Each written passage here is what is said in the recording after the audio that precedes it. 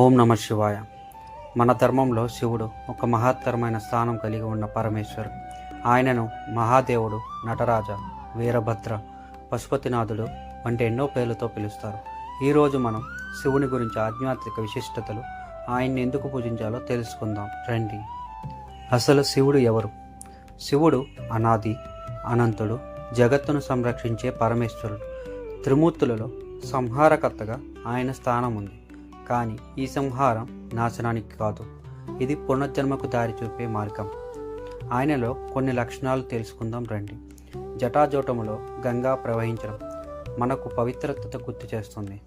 భస్మం ధరించడం శరీర నాశ్వరతపై సందేహం. నీలకంఠుడు అవడం లోకానికి విషాన్ని తాను మింగి రక్షించాడన్న త్యాగబుద్ధి తెలియజేయడం.